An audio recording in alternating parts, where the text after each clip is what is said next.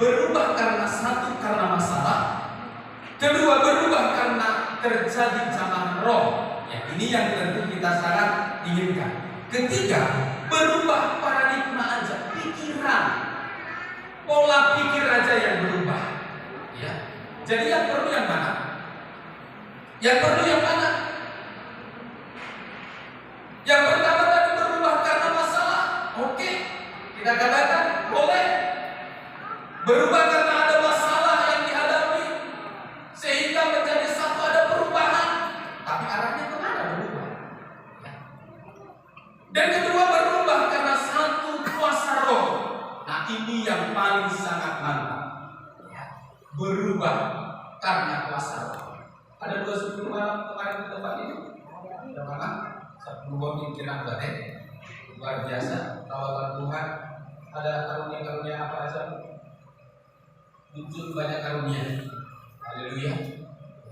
Ada yang berbahasa roh, ada yang menafsirkan bahasa roh, ada yang mujizat, kesembuhan. Kalau kesembuhan itu matanya mantap dalam saksi itu. Pangkang. Gak harus kepala bukan. Gak harus pendeta. Kalau engkau punya karunia untuk kesembuhan, dengan silakan itu letaknya aja. Masuk orang, konsumen baru dengan berubah, ya baru ibu siaran ya. Jadi akan selesai sendiri. Kalau engkau punya karunia kesembuhan, kau yang tahu itu bagaimana? Pengalaman bagi mereka. Ada satu mujizat pasti ada. Haleluya. Ya. Jadi itu artinya 2 suku malam itu muncul berbagai karunia. Karunia apa lagi yang muncul? Misalnya banyak hal yang Tuhan mau berikan kepada kita. Itu yang harus kita ubah dan berubah dalam satu paradigma pemikiran yang tadinya ya katakan kurang maju sedikit, percaya kepada masih kepada roh ya popuna jolo auto kuburan dan dibawa baru akan nomor 2 sih. Di buah Sipangano saya sering juga sama jemaat di setempat. Sebenarnya imam tahun lewat bukan tahun Tuhan Bapak Gembala Dunia bukan tahun Tantadena masih setahun. Jadi itu di lokal kapal lain masih tahun Bapak Gembala ya penting. Jadi Pak ada yang punya sesuatu. Kalau ada yang tidak mau dari kita lokal, gak mereka. Karena nggak ada lagi bisa diterima ini. Ya. Jadi kalau pergi pun kita ziarah ke pemakaman, kita hanya mendengar. Saya kalau orang pakai gereja yang dirintis oleh orang tua kita, pelayan-pelayan tahu pelayan atau ziarah maksud saya, ziarah ke kuburan ini berdua di sana. Saya itu berdua bersyukur alami melalui nabi ada kata penghabisan tentang firman Tuhan. Semua anak rohani mengerti akan firman. Jadi itu yang perlu sebatas itu. Dan kami yang kamu memahami Bapak Gembala tidak definisikan. Saya mau semua silakan yang pas mah Bapak kita nama guru kasih guru panggil kalian. Ada yang perlu tunangan dengan pola B. Kita panggil ini. Jadi saudara yang terkasih paradigma itu salah satu contoh kecil paradigma pemikiran yang harus kita ubah. Jadi saudara Amsal katakan, tapi ini yang paling sulit berubah adalah orang bebal. Amsal 26 ayat 11 bilang begini, orang bebal itu mengulangi kebebalannya yang seperti seekor anjing memakan unta. Salah seorang bisa membaca Amsal 26 ayat 11. Amsal 26 ayat 11. Ya, boleh dikatakan.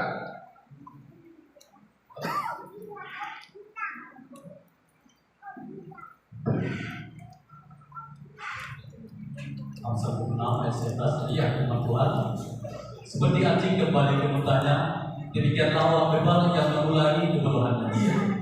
Dikatakan di sini orang bebal itu bukan berubah kepada satu dalam kebebalannya, tapi justru kembali kepada kebodohannya.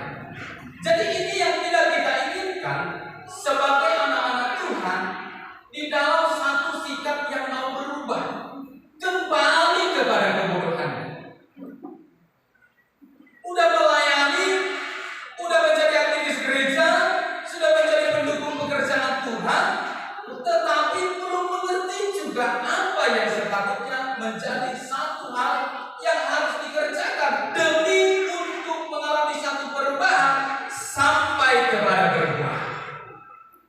Jadi ini sangat tegas dikatakan dalam satu kebebalannya dia kembali kepada kebodohan. Jadi mudah-mudahan sementara kita mau berubah adalah kita menuju satu badan. Jadi kita mau cari satu contoh firman Tuhan di dalam satu sikap seorang hambanya Rut. Kita buka dulu di dalam Rut 1 ayatnya yang pertama kita baca, ya. Kita perhatikan ayat.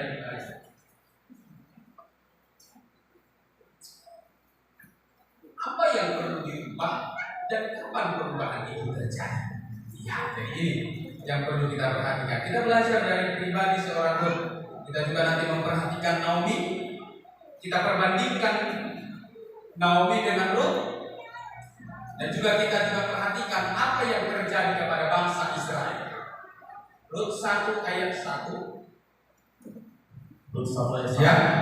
Tuhan. Pada zaman para hakim memerintah, ada kelaparan di tanah Israel. Iya. Lalu pergilah seorang dari Betlehem Yehuda beserta istrinya dan kedua anaknya laki-laki ke daerah Moab untuk menetap di sana sebagai orang asing. Ya, perhatikan coba. Pada zaman para hakim, zaman apa? Para hakim memerintah, ada kelaparan. Di mana itu kelaparan itu terjadi?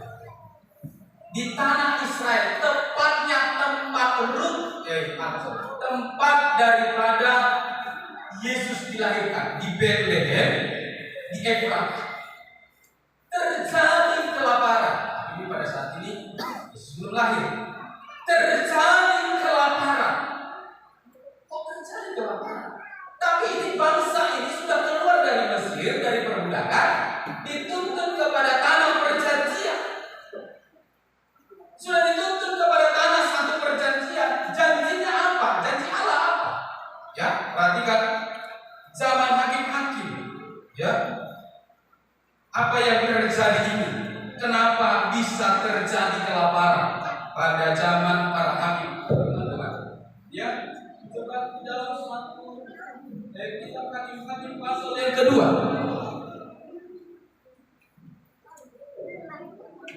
Apa ini pasal? Ada kredit. Ya.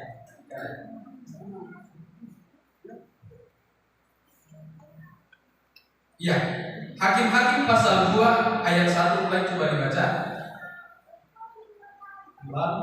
Lalu malaikat Tuhan pergi dari Gilgal ke Bokim dan berfirman, telah kutuntun kamu keluar dari Mesir dan kubawa ke negeri yang kujanjikan dengan bersumpah pada nenek moyangmu, dan aku telah berfirman, aku tidak akan membatalkan perjanjianku dengan kamu untuk selama-lamanya. Iya. Tuhan bilang dia tidak akan batalkan janjinya. Dia tidak akan batalkan janjinya untuk memberkati bangsa ini sampai ke tanah Kanaan yang kaya susu dan madunya. Tuhan bilang tidak akan membatalkan janjinya. Tapi apa dia bilang? Kita bro, terjadi apa? Terjadi kelaparan. Kok bisa terjadi? Nah ini, ya, ayat selanjutnya Bang. Ayat 2. Tetapi janganlah kamu mengingat perjanjian yang berdulu negeri ini, sebab mereka harus kamu robohkan. Tetapi kamu tidak mendengarkan firman-Ku. Mengapa kamu berbuat demikian? Coba perhatikan, mesbah mereka harus kamu robohkan. Kira-kira menurut saudara apa itu? Kok disuruh dirobohkan? Mesbah apa yang ada di tanah Kanaan, termasuk lagi tempat ini negeri-negeri di sekeliling daripada tanah Kanaan. Mesbah mereka harus kamu robohkan. Mesbah apa itu? Ada satu janji Tuhan akan memberkati dan terus memberkati bangsa itu. Tapi yang dikerjakan oleh bangsa itu, inilah dia. Ayat berapa? Ayat 11 dari pasal 2 tadi. Bagi Matius 2 ayat 11. Lalu orang Israel melakukan apa yang jahat di mata Tuhan dan mereka beribadah kepada para baal. Iya. Justru mereka mengikut beribadah kepada Baal atau tidak kepada Allah Musa yang disembah oleh Musa dan Yosua, yang disembah oleh Bapak Abraham, Isa dan Yakub, tetapi justru mereka terpengaruh kepada mezbah, yaitu mezbah yang menyembah kepada Baal. Ya, sejauh apa sikap daerah itu melakukan tidak berkenan di hadapan Tuhan? Ya, terus ayat 12. Mereka meninggalkan Tuhan Allah nenek moyang mereka yang telah membawa mereka keluar dari tanah Mesir, lalu mengikuti Allah lainnya dari antara Allah bangsa-bangsa di sekeliling mereka, dan sujud menyembah kepadanya, sehingga mereka menyakiti hati Tuhan. Sampai bersikap menyembah kepada Allah lain dan bahkan sampai menyakiti perasaan Tuhan. Dan inilah yang membuat satu perubahan terjadi kepada situasi bangsa itu. Tadinya Allah berjanji akan memberkati dan terus memberkati, tapi ada satu sikap bangsa itu tidak mendengarkan perjanjian itu.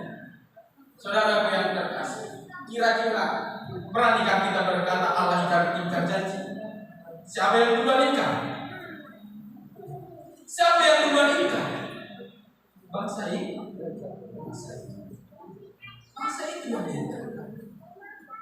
Aku akan menuntut engkau kepada negeri itu, tetapi engkau harus merobohkan mezbah mereka, yaitu penyembahan kepada Baal. Mereka tidak mengindahkannya, justru mereka malah ikut. Nah, sekarang kita mau perhatikan kembali tentang Rut tadi. Ya, apa yang membuat berubahnya Rut sehingga dia menjadi orang yang diberkati dan bahkan menghasilkan buah yang berdampak bagi orang di sekelilingnya. Ya, Rut adalah orang yang sangat setia. Kita perhatikan apa yang terjadi kepada Rut atau apa yang menimpa keluarga Rut. Selanjutnya ayat 3. Ayat 2 tadi, ayat 2. Siapakah Naomi itu? 22 ayat 1 ayat 2. Ya. Nama orang itu ialah Elimelek, Ya. nama istrinya Naomi, Ya. dan nama kedua anaknya Mahlon dan Kilion. Semuanya orang-orang berada dari Bethlehem Yehuda. Dan setelah sampai ke daerah Moab, dia pulang mereka ke sana. Katakan ada seorang yang bernama Naomi, suaminya Elimelek, dan anaknya Kilion dan Mahlon. Ya, jadi ini adalah keluarga orang Efrata, Bethlehem Yehuda, yang pasti Israel. Ya, ini adalah orang yang menjadi penerima janji Allah seharusnya. Tapi kenapa mereka akhirnya mengungsi? Karena terjadi kelaparan di sana. Terjadi situasi kelaparan yang membuat keluarga ini dari pengungsi pindah mana lagi? Amani nanti dia dua lagi pindah. Kemana mereka pindah? Baca berikutnya. Ya. Kemudian matilah Elimelek, suami Naomi, sehingga perempuan itu tertinggal dengan kedua anaknya. Iya. Terus Keduanya mengambil perempuan Moab, yang pertama bernama Orpa, yang kedua bernama Rut, dan mereka diam di situ kira-kira 10 tahun lamanya. mereka pindah ke negeri apa? Moab. Moab itu Bapak Ibu Saudara terkasih adalah lebih parah daripada satu.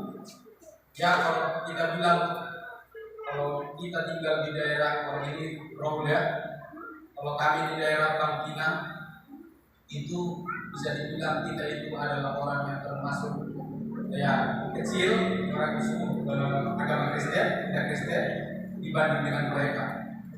Tapi mereka, puji Tuhan, tidak begitu anarki atau keras atau menindas kita umat Kristiani. Sekalipun kita mendirikan rumah ibadah, apalagi kalau kita di SP4 itu sudah bisa buat salib gereja. Kalau di Nanjak memang belum ada di bukan gereja di sana kan dulu beberapa kalau kita belum bisa di gereja.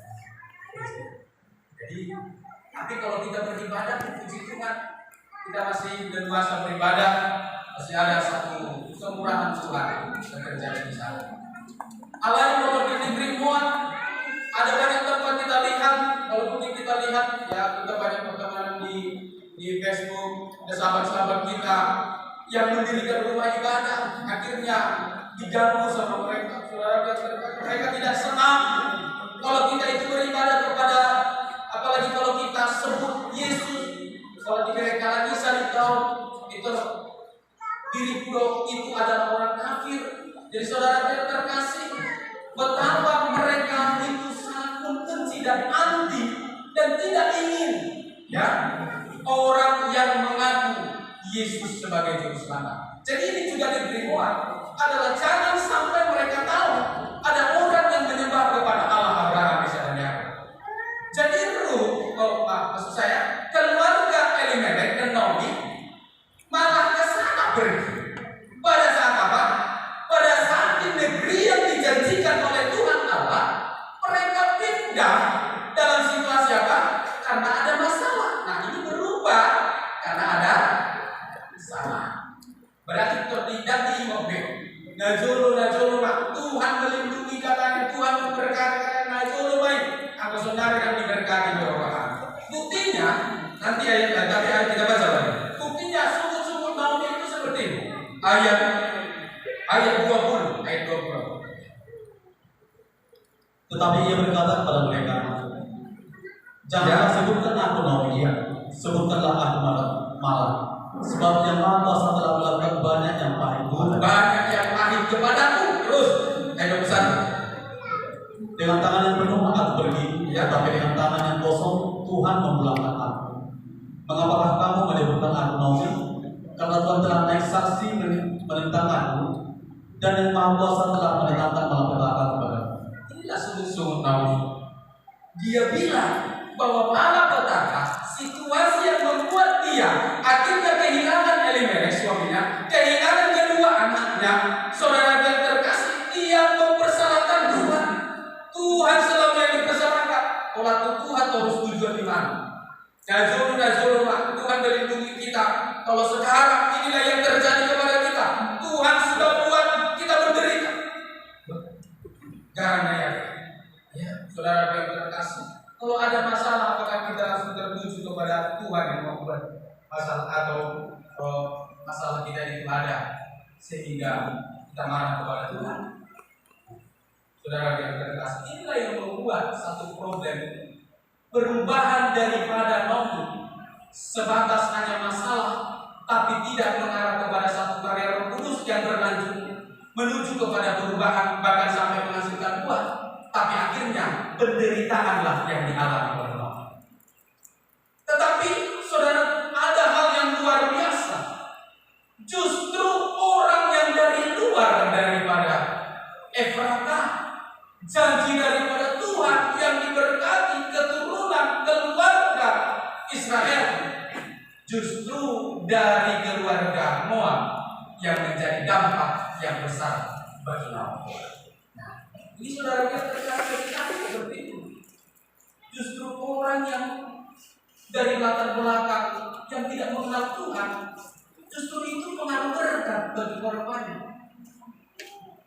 Tapi dari keluarga orang yang tahu akan Tuhan, justru jadi selalu sungguh-sungguh bertasok, sungguh-sungguh maka tahun abuah, maka tahun air mata. Dan saya percaya semakin di Yerusalem tidak ada yang seperti itu. Haleluya. Kita dulu kemuliaan bagi Tuhan. Haleluya. Haleluya. Saudara yang terkasih, ya. Kalau bereng yang saya baca, nama jadi berpikir berkali. Dia ada baca orang Agamina. Apa yang saudara pikirkan?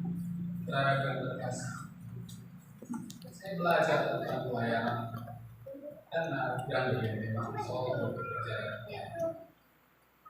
bagi saya belajar menjadi satu panggilan pelayan adalah dengan satu sikap yang betul-betul selalu bertanya lagi, sudahkah aku berat menjadi hamba Tuhan? Selalu bertanya dalam pribadi, sesungguhnya tidak ada kelayakan di hadapan Tuhan, sikap dan perilaku. Bukan itu, saudara yang terkasih dan Tuhan tadi. Siapakah yang layak di hadapan Tuhan? Siapakah yang pantas di hadapan Tuhan? Kalau Tuhan sudah menunjuk manusia kita, tidak ada yang pantas, tidak ada. Siapa yang Tuhan sudah Tuhan? Nah, Tuhan itu memakai siapa? Siapa yang dipakai Tuhan itu menunjuk? Jadi saudara yang terkasih, semua itu tentu kita dalam satu aturan dan ketentuan. Haleluya. Dengan rendah hati saya memohon kita sama-sama mengerjakan itu dalam satu panggilan pekerjaan itu, sehingga jangan sampai ya menjadi satu bagian bukan kepada perubahan yang semakin lebih baik. Justru kita menjadi kembali kepada kebodohan kita, kembali kepada masa lalu kita, kembali kepada kehidupan kita yang lama. Mari menjadi satu perubahan dengan tujuan sampai berbuah.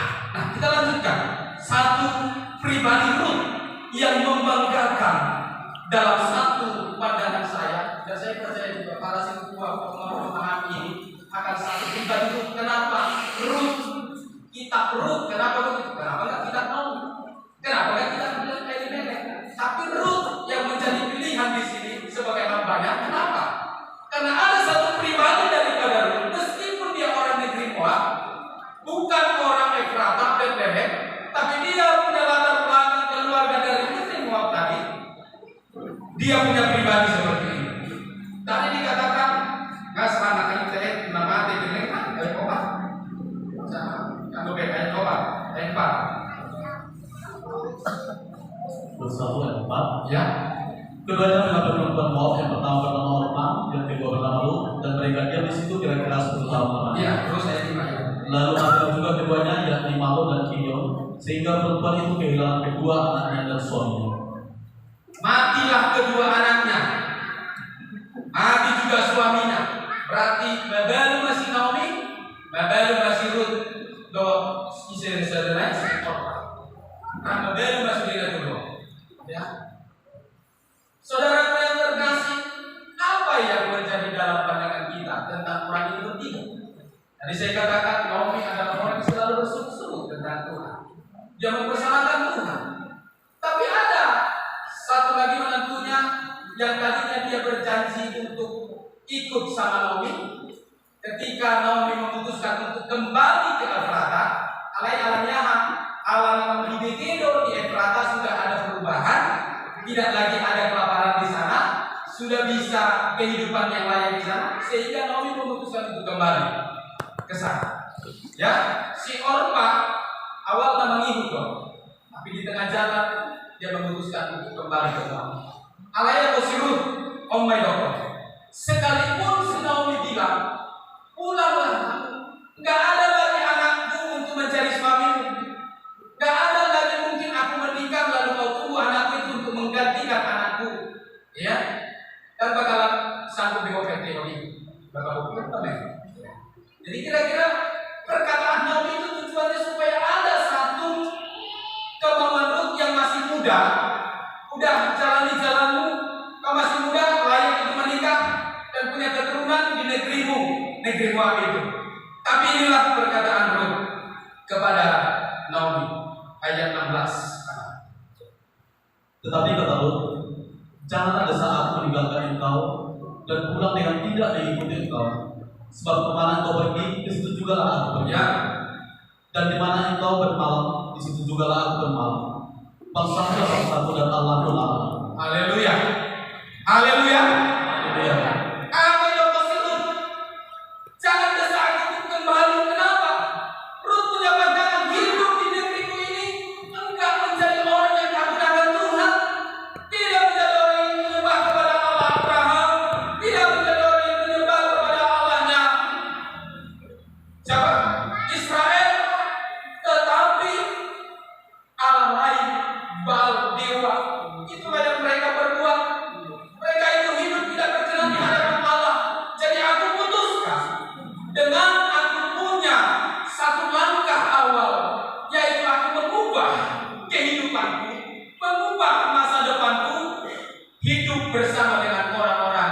yang mengenal Tuhan. Ya, itu yang menjadi satu tekad roh. Bangsamu itulah bangsaku. Dan apa katakan? Tuhanmulah itu, Allahmu itulah Allah. Haleluya. Adakah dalam hati kita tetap memutuskan dalam satu komitmen perjalanan hidup? Berapa tahun engkau sudah mengenal Allah? Mungkin engkau sudah 10 tahun, mungkin engkau sudah 15 tahun. Ada biasanya anda keliling, mungkin udah bosan aja. Udah tahun 15 tahun bosan perjalanan yang saudara jalani. Tapi hari ini adakah satu komitmen dalam dirimu? Sekali sudah engkau memutuskan, bangsa yang menjadi pilihan kita adalah bangsa Israel, umat kepunyaan Allah, dan itu menjadi Allah kita juga, Allah saya dan Allah saudara. Haleluya. Saya percaya itu akan menjadi satu pegangan teguh. Inilah langkah awal dari Rut, sehingga dia menjadi orang yang berubah, ya. Hidup berubah. Padahal sebenarnya dia sudah diawali dari penderitaan. Suaminya meninggal bersama dengan mertuanya, artinya dia sudah berada dalam kepedihan, kepahitan hati. Sebenarnya udah layak kecewa juga, udah lama. Ya kalau seperti ini keadaan, ngapain mengikuti lagi sih kamu? Bisa sepatutnya dia udah mengikuti kamu lagi. Tapi tetap dia putuskan menjadi satu sikap ikut kepada Naomi. Nah, masuk ke pasal 2. Ya ini kita belajar perhatikan kata berubah ini untuk melangkah menuju kepada sampai kepada berbuah. Ya kita tadi sudah baca Filipi 1, sikap bagaimana Paulus dan Timotius berharap kepada umat-umat Tuhan kita hidup di dunia sampai menghasilkan apa? Buah. Jadi ayat pasal 2 inilah yang terjadi perubahan-perubahan kepada Ruth. Ya, di negeri Efrata, di Bethlehem itu biasanya diadakan satu sikap, ya, atau perilaku saling memberkati. Ini bedanya dengan negeri Moab, saling, ya, sikut menyikut, saling mempersalahkan, itu adalah karakter dari orang Moab. Tapi ketika dia masuk ke Bethlehem, dia ada pandang, ya, sikap dari orang Bethlehem itu adalah pribadi yang saling memberkati. Ada seorang Moab di Bethlehem itu ada seorang yang bernama Boas, ya, keluarga masih daripada Naomi, itu bertemu dengan Ruth. Ayat 4 dari pasal 2 coba. Lalu datanglah Boas dari Bethlehem, dia berkata kepada penyakit-penyakit itu, Tuhan kiranya menyertai kamu. Jawab mereka kepadanya, Tuhan kiranya memberkati Tuhan. Ya, perkataan ini adalah perkataan saling memberkati. Boas mengatakan kata berkat, dan orang-orang di sekeliling kita juga berkata berkat kepada Boas. Jadi saudara yang terkasih, ini harus menjadi satu perubahan yang hidup bagi anak-anak Tuhan yang masih dalam satu rukun terutama. Ya, kita dalam satu badan, satu bahtera ini. Kita ingin menjadi bahtera yang sekalipun satu nakodanya, tapi tetap di dalam satu keselamatan yang sama. Haleluya.